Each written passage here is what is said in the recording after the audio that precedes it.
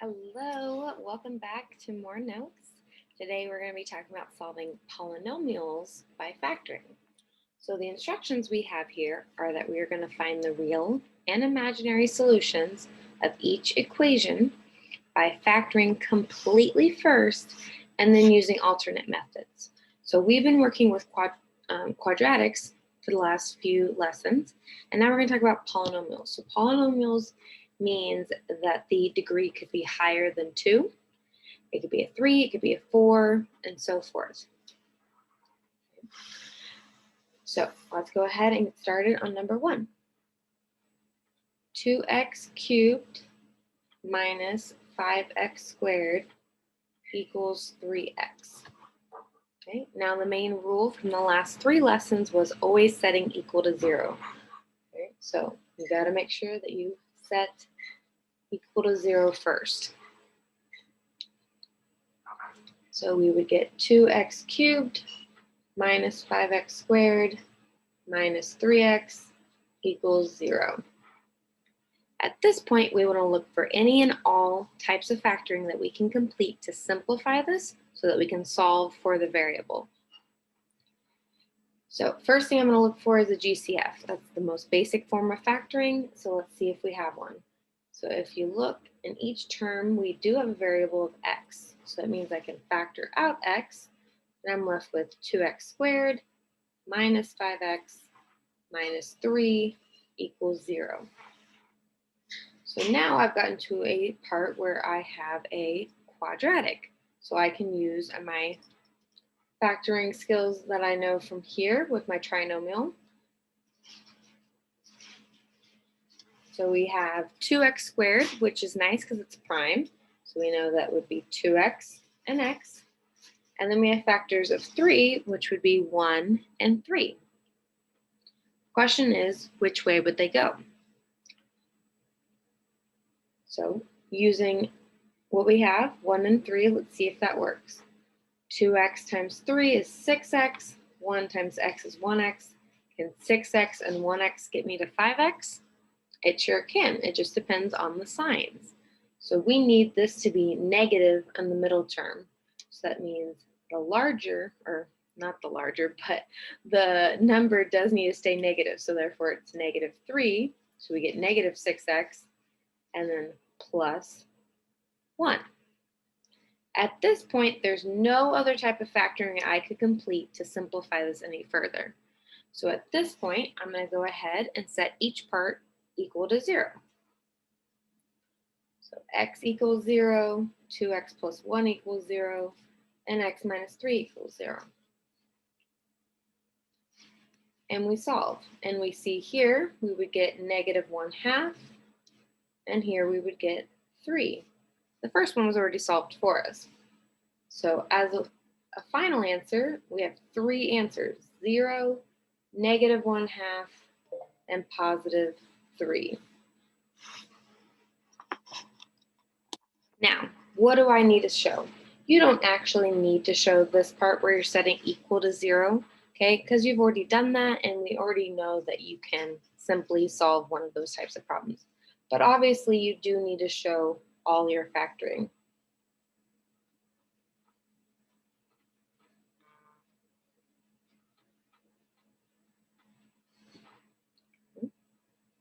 Okay, let's go ahead and go on to number 2. Number 2, we have x to the 4th minus 3x squared equals 4. So first thing we need to do is set it equal to 0. So x to the 4th minus 3x squared minus 4 equals 0.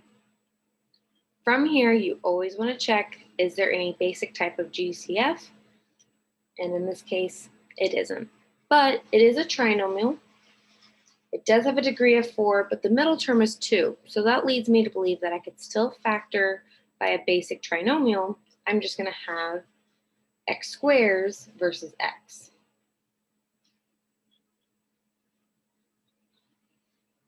Okay. As you see above, we just did regular x's. So x times x was x squared, and x plus x is a normal x.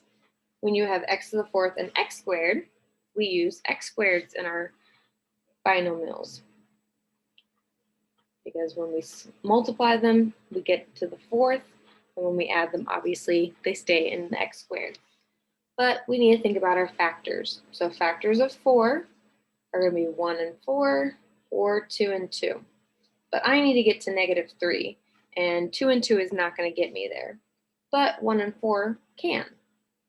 The question is, which one's going to be negative? Okay, and again, in this sense, we want the final answer to be negative, so that means -4 and +1. Okay, now at this point, we again want to check, is there any other type of factoring that we can use to simplify this? And the answer is yes. These are both binomials, which is not always an indication, but when you have x squared, that's always a key that there might be something that can simplify.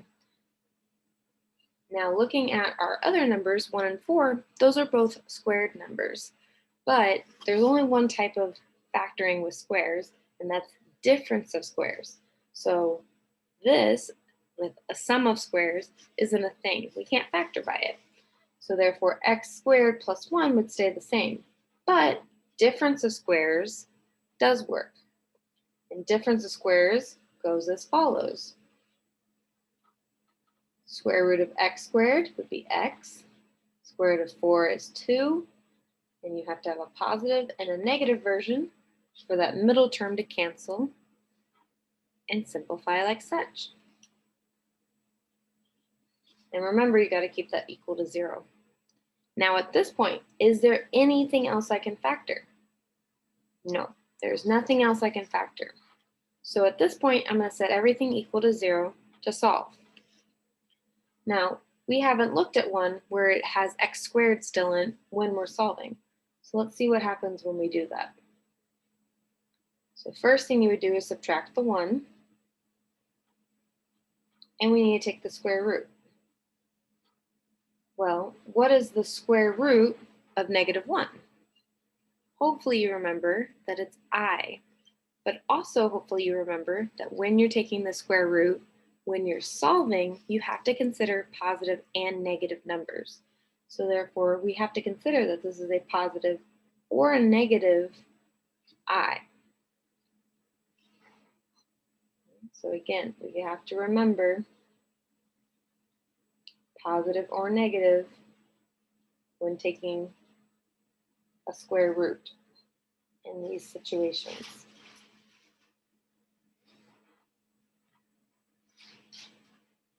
And then again, up here, you can either write it out or you can do it in your mind. But that first one was a little bit tougher, so that's why we wrote it out for sure. And we get -2 and +2. And remember, the easiest way is just to write plus or minus. You don't have to, but the easiest way is to do that. So therefore, x equals plus or minus I and plus or minus 2. Which is technically 4 answers, even though it looks like 2. Positive I, positive 2, and -2. And so that is how we complete number 2.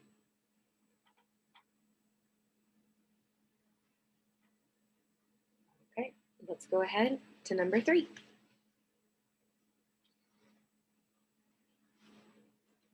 X to the 4th equals 16. Now, this type of problem, a lot of students mess up on because they're like, oh, well, I don't need to factor. The key is you're supposed to factor. You are not supposed to try and take the 4th root of both sides here because of how it looks set up. You have to go about by solving by factoring first, and then any other method past that point once you've exhausted every type of factoring. So first thing we need to do is set this equal to 0. So x to the 4th minus 16 equals 0.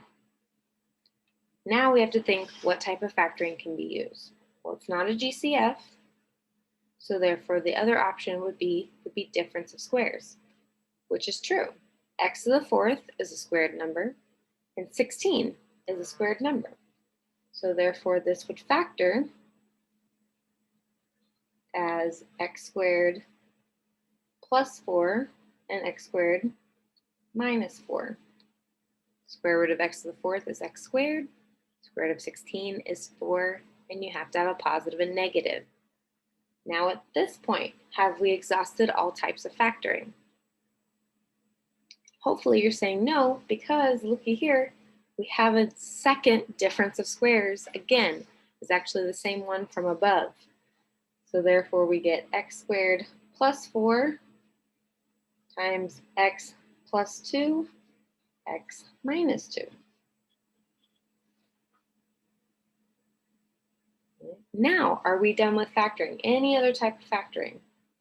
There's nothing else that's going to happen. Right? So let's see what happens over here with x squared plus 4 set equal to 0. So we would have x squared equals negative 4, and we take the square root of both sides. Now remember, the square root of a negative 1 is going to be positive or negative I, but this is negative 4. So we have to consider the square root of 4 as well. So we're going to get positive and negative 2i. Because the square root of 4 is 2 and the square root of negative 1 is I, and we have a positive and negative version. So this answer, along with our other two, that means x is going to equal positive and negative 2i and positive negative 2.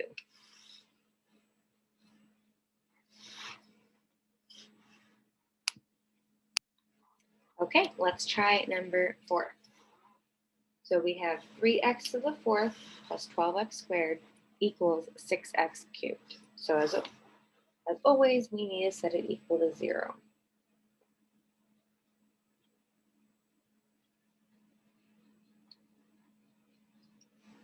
Then from here, we want to look and see, is there any GCF? Which there is. Hopefully you notice. In each term, we have a factor of 3. Sorry. And we have a factor of x squared.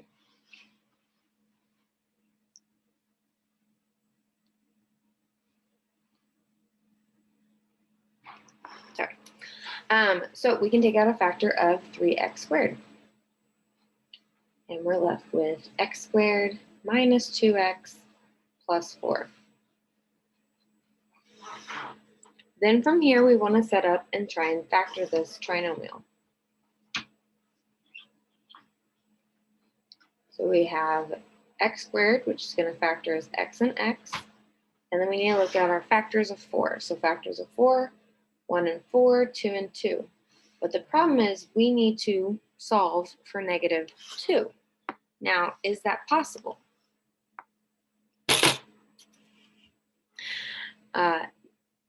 So if I put 4 and 1, could I possibly get to 2? If I put 2 and 2, could I get to 2? The answer is no. There's no way that you could potentially factor this further because there's no factors of 1 and 4 and 2 and 2, regardless of positive or negative, that's going to get you to a negative 2. So therefore, we can't factor this any further. So now we have the first example where we've factored as much as we can, but this is still not close enough to being simplified to actually solve for x, because you can't solve for x when you have x squared and x. So we're going to set 3x squared equal to 0, and we're going to set x squared minus 2x plus 4 equal to 0. Now over here, when you divide by 3 on both sides, you get x squared. And when you take the square root, you get x equals 0, which is great. But what are we going to be able to do over here? Well, you have one of two options. Either A, you can solve by the quadratic formula, or B, you can solve by completing the square. Now, which method you do is up to you. I would always suggest looking at the numbers before deciding which one you're going to do. Now, if there's a preference that you absolutely 100% want to do all the time in this situation, that's fine, because you've factored everything you can, and then you can choose to do quadratic formula or completing the square. But I would suggest looking at that middle term and seeing, well, if I do my second step where I divide, or sorry, not the second step, but when I do the b divided by 2 quantity squared, is it going to come out to a nice number? Because we should remember that if that middle term is odd, then you're going to end up with some fractions, which aren't the worst things in the world, but quadratic formula will typically be easier in that scenario. So in this case, I'm going to show completing the square because my middle term is even, so therefore I know my number is going to come out nice. So x squared minus 2x plus blank equals -4 plus blank. So then we have to do my b term. So I have -2 divided by 2 quantity squared, which is -1 squared, which is equal to 1. So I'm going to add 1 to both sides. Now on the left side, that means I'm going to factor, and that ends up being x minus 1 quantity squared. Remember, it always is x plus or minus whatever your term comes out to be when divided by 2. And then on the other side, we have -4 plus 1, which is -3. So now I'm going to take the square root of both sides. So I get x minus 1 equals positive and negative. Now, can 3 come out of the square root? No. But can the negative sign? Yes. Remember, we just talked about that on the previous problem, or the previous couple of problems with I. So therefore, we get plus or minus I square root of 3. And then I'm going to add the 1 over. So I get x equals 1 plus or minus I square root of 3. So I ended up doing 2 boxes, but that's fine because either way they are organized and I can easily tell these are my answers. Okay. Now, one thing to talk about real quick.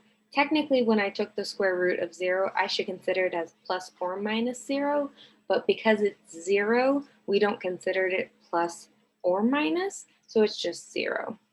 But remember, any other thing that you take the square root of, you consider plus or minus. All right, let's move on to number 5. X cubed equals 1. Okay, now again, this is one of those problems where it looks like I should just take the cube root of both sides. Again, you got to do factoring first before you can do any basic solving type skills. Hello, kitty. So, set equal to 0. So we have x cubed minus 1 equals 0. Now, how am I going to factor this one? Is there GCF? No. It's 2 terms, so therefore, if it's not difference of squares, it might be difference of cubes, which is true. This is difference of cubes. Let's remind ourselves what the difference of cubes pattern is. So in this case, since it's minus, we have a cubed minus b cubed. So cube root of a cubed is a.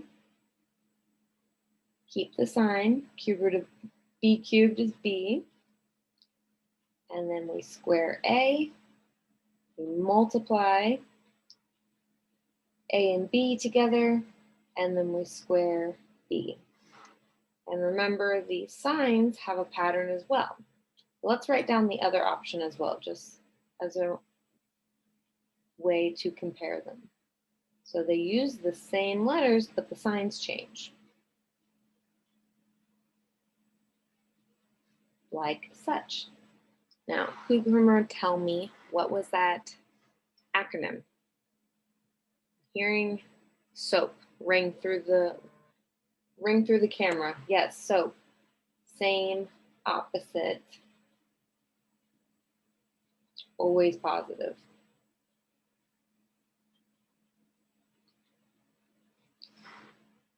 So keep the sign, same sign, opposite, always positive. Okay, let's go ahead and get to factoring. So we're doing the minus one, so that's the top one. So then we're going to have x minus 1,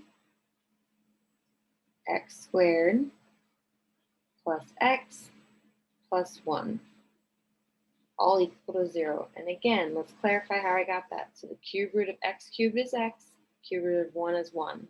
So I just followed the pattern. A minus b, a squared plus a times b, which would be 1x, but just x, and plus b squared.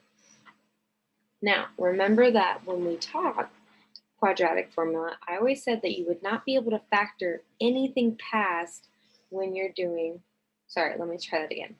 When we learned sum and difference of cubes, I always said that you will never be able to factor the second part or the trinomial because that's as simplified as it could be. There's no way to factor. And even more clearly, is there factors of 1 that can add to 1? No, there isn't, okay? So what will happen in this scenario is anytime you do sum or difference of cubes, you're going to have to do quadratic formula or completing the square to solve the trinomial. And again, that's your choice if you want to do either method. You should know by now that they're built from each other, so it's all about what numbers you're working with. So this first part, we get x equals 1, and I'm done with that part. Over here, I need to decide what method do I want to use. Now, I would suggest, again, looking at that middle term. Because that middle term is odd, I'm going to go with quadratic formula because I'd much rather deal with quadratic formula than a fraction because, you know, there's different options. But if you would rather do completing the square, that's totally fine. In the end, you will get the same answer. But I do want to show another example with quadratic formula. So x equals opposite of b plus or minus the square root of b squared minus 4ac all over 2a. Lots of ones. So then we simplify. Everything under the square root simplifies, and you get negative 3 divided by 2. Remember, square root of negative 3, we actually just did it. That should simplify. You can bring out an I. So x equals negative 1 plus or minus I square root of 3 divided by 2.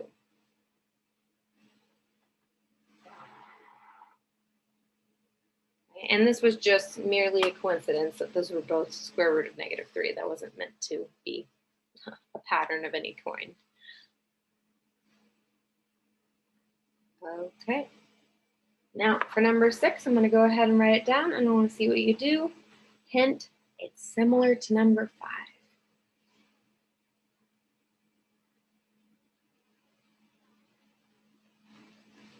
Eight x cubed plus 27 equals 0. Hint, hint. All right, let's see how you did on number 6. So, hint, hint, sum of cubes. So the cube root of 8x cubed is 2x. Cube root of 27 is 3. So 2x plus 3. When you square 2x, you get 4x squared. Multiply a times b, it'll be minus 6x. And then b squared would be plus 9. Set equal to 0, because once you do that, you should know that you won't be able to solve by any more factoring. And then you had a choice of which way you wanted to go about that one. Okay, now I would choose quadratic formula on this one as well because a is not 1. Although the middle term is even, a isn't 1, so therefore it's going to be easier in the long run to do quadratic formula, but you can choose whichever way you want to do it. In the end, you'll still get the same answer. So quadratic formula method would look like this. Opposite b plus or minus square root of b squared minus 4 times a times c all over 2a. Simplify. 6 plus or minus square root negative 108 divided by 8. Simplify. Excuse me. And we get x equals 6 plus or minus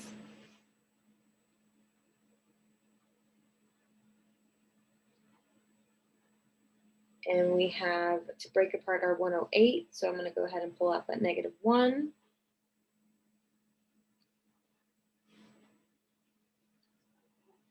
Which will leave me with 6 plus or minus, oh, my bad, that's not written. 6 plus or minus, this is going to come out 6i square root of 3 divided by 8. And all these outside numbers are divisible by 2. So my final answer would be 3 plus or minus 3i square root of 3 divided by 4. Now, I hope you did well on that one. If not, obviously you can erase and try again. Now we're going to move on and try a little bit different of a problem using kind of what we know about solving for variables.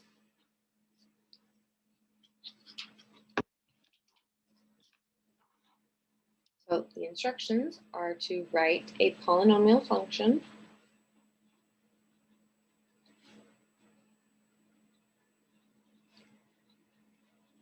with rational coefficients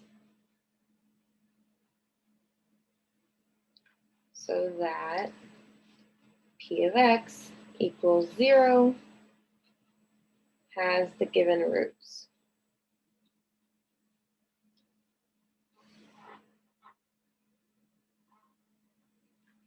And number 7, the information we're given is 5 and -6. So essentially in these problems, what you're going to be given is what x equals. But what we want to know is what was the original function. So for example, if I told you x equaled 0, -1/2, and 3, how can we go from this information back to the original problem? That's what we're going to do. So how do we solve this? Well, we set it equal to 0. So that's what we set it equal to 0 to solve from factoring. So first thing we're going to do is acknowledge that this means x equals 5, and this means x equals -6. Then we're going to set that equal to 0. So that would be x minus 5 equals 0, and x minus 6 equals 0. Or sorry, plus 6. Try that again. I would add 6 to the other side. So I'm going to take those two parts and consider them as binomials, because that's where we get them from. Again, working backwards. We solve for x. From that, we had set it equal to 0, and from those, they had come from binomials. So again, working backwards. Now, we're going to multiply out. Because in these problems, we factored and simplified. Now we're doing the opposite, so we're going to multiply it out. So we get x squared plus 6x minus 5x minus 30 equals 0. And to simplify, we have x squared plus x minus 30. And last but not least, because we're trying to find p of x when it equals 0, well, this equals 0, so therefore this is p of x, which can be on either side. But that would be my answer. So if I had given you this problem the opposite way, you would have been able to factor, set equal to 0, and solve. So again, this type of problem is just working backwards. All right, number 8, 7, and 12. Go ahead and try this one out. Okay, let's see how you did. So first thing, set it equal to x or whatever variable really. And then acknowledge what that would be. Set equal to 0. Use those as binomials. Set equal to 0. So x minus 7 and x minus 12. Multiply.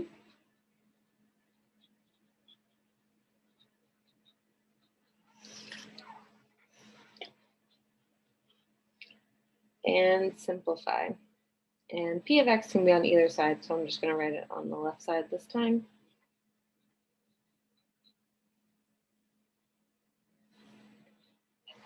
Okay, and that's how you do number 8. So hopefully that went more well for you. All right, let's try number 9.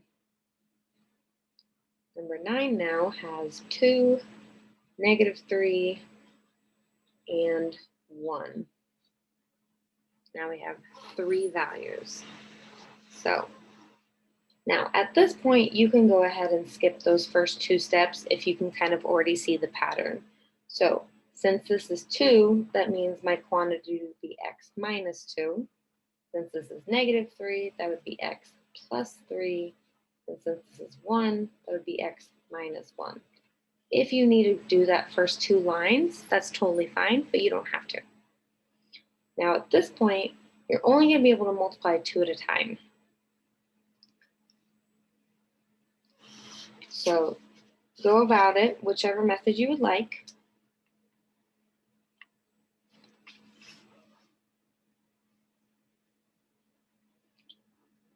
So we have our polynomial of x. So I have x squared plus 3x minus 2x minus 6, which simplifies to x squared plus x minus 6.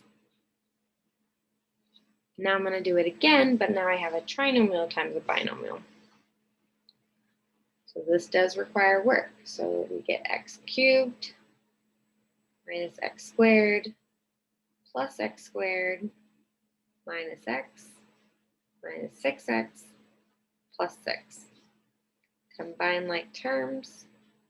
P of x equals x cubed minus 7x plus 6. So it just adds a little bit extra layer. Okay, number 10. -5, 7, and +3. Go ahead and try that. Good luck. Let's see how you did. So this should be x plus 5, x minus 7, x minus 3. And then I'm going to go ahead and start multiplying. So x squared minus 7x plus 5x minus 35.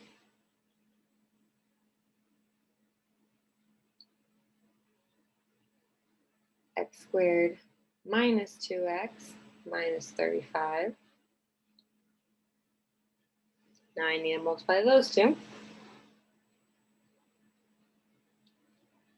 X cubed minus 3x squared minus 2x squared plus 6x minus 35x plus 105. Combine like terms. I get x cubed minus 5x squared minus 29x plus 105.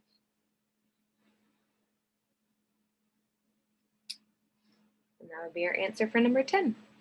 So I hope that one went well.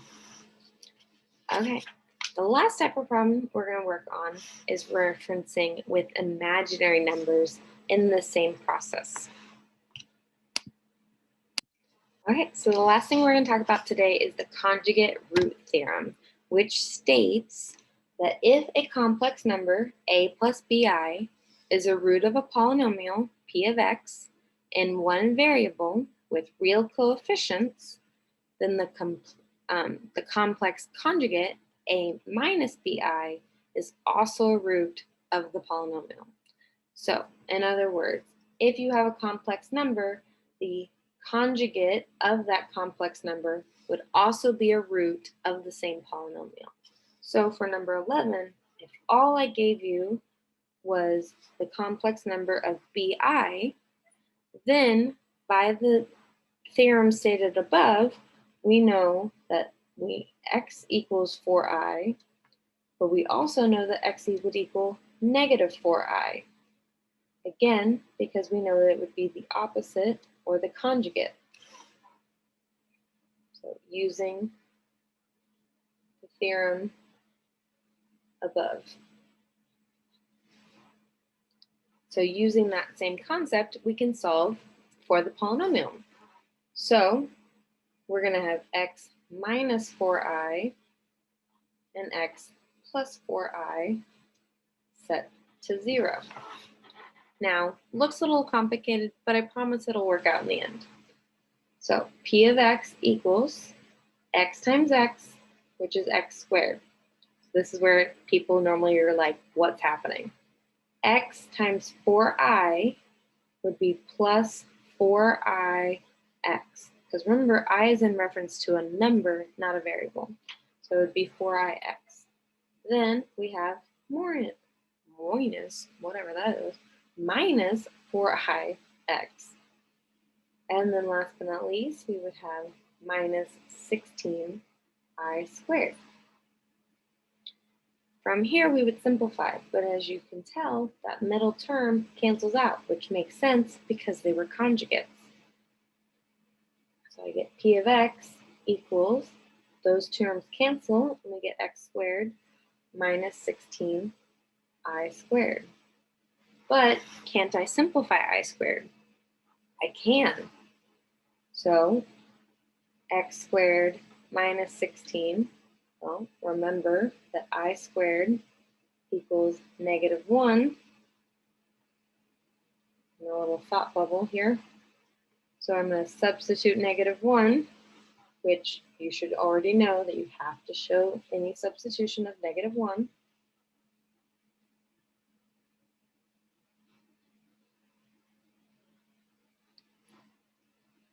Which would result in a final answer of x squared plus 16. So it does get a little complicated there in the middle, but again, it does work out nicely. Okay, go ahead and try number 12 with negative 10i. So remember, it's going to be the opposite, referring to number 11. You'll do great. How'd you do? So we know that we're going to have negative 10i, and we're also going to have positive 10i. So x plus 10i times x minus 10i, once that's equal to 0. Then we go ahead and start our multiplying process. So p of x equals x squared minus 10ix plus 10ix minus 100i squared. Middle terms cancel out. So I have x squared minus 100 times negative 1, which should leave me with the final answer of x squared plus 100. Okay. Well, that is the end of your notes. Good luck. If you have questions, reach out. Bye. Until next time.